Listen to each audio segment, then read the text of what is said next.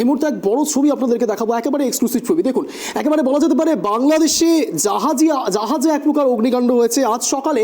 এই ঘটনাটি যা দেখতে পাচ্ছেন, একেবারে যে জাহাজে আগুন লেগে রয়েছে, একেবারে সেই সকালে ঘটনাটি ঘটে দক্ষিণ চব্বিশ পরগনা জেলার কাকদ্বীপ হারুইট পয়েন্ট কোস্টাল থানার লর্ড নাম্বার 8-এর কাছে। সূত্রের খবর কি জানা যাচ্ছে জানেন?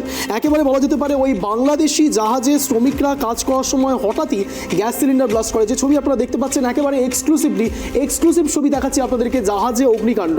সেই জাহাজ যেখানে একেবারে বলা যেতে পারে যে এই অগ্নিকাণ্ডর ঘটনাকে ঘিরে কিন্তু আপাতত একেবারে চাপানোত্তর সৃষ্টি হয়েছে, আতঙ্ক সৃষ্টি হয়েছে, চাঞ্চল্য সৃষ্টি হয়েছে।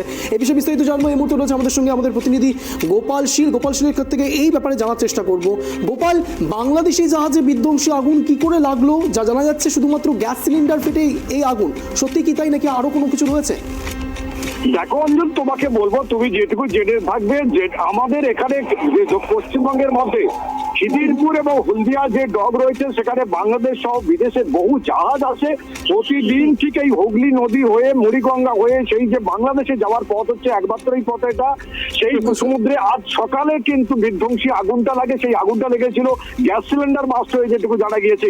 তবে আগুনের ধোঁয়া দেখে এবং জাহাজের যারা কর্মী রয়েছে তাদের চিৎকার দেখে একদম কাছাকাছি থাকা যারা গঙ্গাসাগর মেলা নিয়ে হাজার হাজার প্রশাসন ইতিমধ্যে রয়েছে, তীর্থযাত্রী রয়েছে, তারা কিন্তু সেখানে চিৎকার শুরু করে। প্রশাসনের পক্ষ থেকে ঘটনাস্থলে যায়, এমনকি দমকলকে খবর দেয়। ছটি দমকল কিন্তু আরু পয়েন্ট কোস্টাল থানা এলাকায় এসে উপস্থিত হয়। তারা পাইপ নদী পথে পাতার চেষ্টা করে এই জাহাজটিকে। এখন পর্যন্ত কোনো ক্ষয়ক্ষতির কোনো আশঙ্কা রয়েছে বা ক্ষয়ক্ষতি হয়েছে কিছু জানা যাচ্ছে সেই বিষয়ে? দেখো, তোমাকে এটা পণ্যবাহী জাহাজ, প্রচুর টাকার মাল রয়েছে। জাহাজটা কিন্তু খালি করে আনলোড করে ফিরছিল না। জাহাজটা খিদিরপুরের ডগে যাচ্ছিল, মানে কয়েক কোটি টাকার সম্পত্তি রয়েছে। তবে সম্পত্তির কোনো ক্ষয়ক্ষতি এখনো পর্যন্ত হয়নি, যেটুকু জানা গিয়েছে। তো বাংলাদেশ পর্যন্ত, বাংলাদেশে যারা উদ্যোক্তা কর্তৃপক্ষ তাদের কাছে এরা বার্তা পাঠায়, সেখান থেকে ভারতীয় কন্ট্রোল বোর্ডকে জানানো হয়, সেখান থেকে স্পিড বোট এবং ক্রুজে করে প্রচুর মানুষ সেখানে পৌঁছে যায়।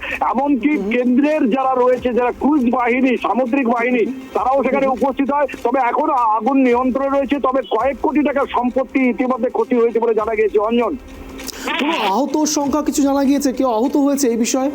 দেখো না, যখন যে গ্যাস সিলিন্ডারটা যখন আগুন ধরাতে গেছিল তখন কিন্তু আগুন জ্বলে ওঠে। আগুন জ্বলা ওঠার পরে আগুন লিভাতে না পারার জন্য বাসটা হয়। কিন্তু যদি সেই সময় বাস বলে মনে করা হচ্ছে, তবে আগুন জ্বলে যাওয়ার জন্য কেউ সম্ভব হয়নি। পরবর্তীকালে ওই আগুনটা গ্যাস সিলিন্ডার বস্তায় করে ধরে নদীতে ফেলে দেয়, তার জন্য প্রাণে বেঁচে যায় অনেকে।